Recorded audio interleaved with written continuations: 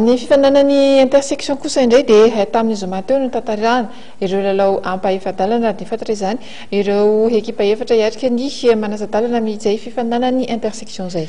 Ny fifananany intersection moa dia ny ijerena izay tafita ao amin'ny top 14 satria izay roa voalohany amin'ity fanandrina ny section efatra izay misy ity dia misolo ny sisia atao madinika sy ny CST anambondrona ao amin'ny top 14 ny zoma teo ary ny tanterahana izay lalao ampaefadalana izay omenanao anatin'ity fanadidina ity ny vokatra izany lalao izany.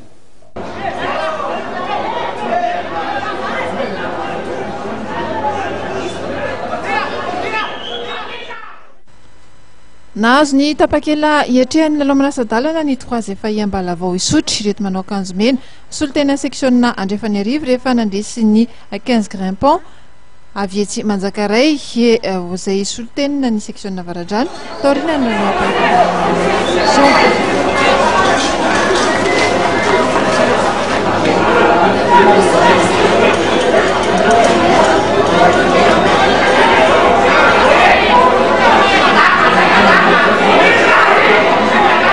Nanatombo teo amin'ny traikefa ny 3 efa izay efa zatra ny lalao tao amin'ny division voalohany tamin'ity fiainan'ity.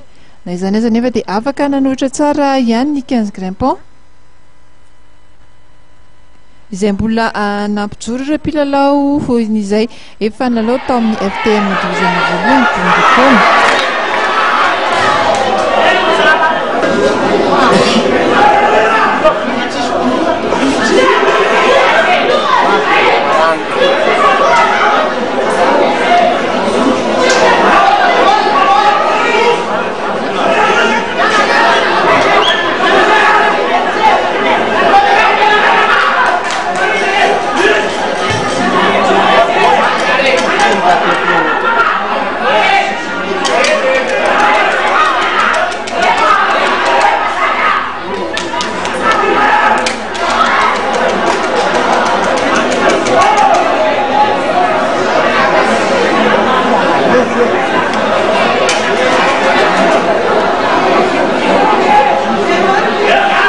Teo amin'ny ampaefadalana faharoa dia nivoaka sempotra ny Azambo Manarina ireto manao akanjo mavo ireto voatavokana amin'ny ekipan'ny service mamena.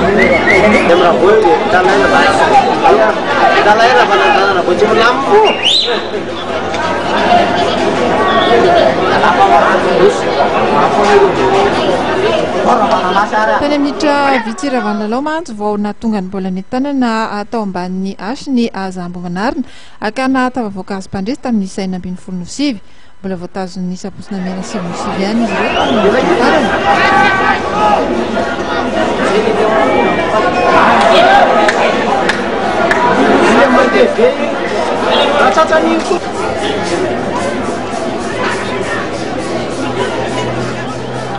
Teo amin'ny fizarana voalohany dia nisaraka sahala enany eny ihany koa ny rotota tsy nisy ny mbola maty ny tanana fa dia samy tamin'ny fitsarana hors-jeu avokoa no nitoko ny rotota.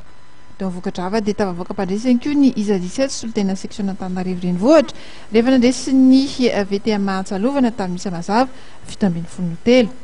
Tafita ihany koa ny FT Nanoa. Ireo ekipa iatrika ny manasadalana izany dia ny 3 efa ny Aza, ny Iza 17 ary ny FT Nanoa.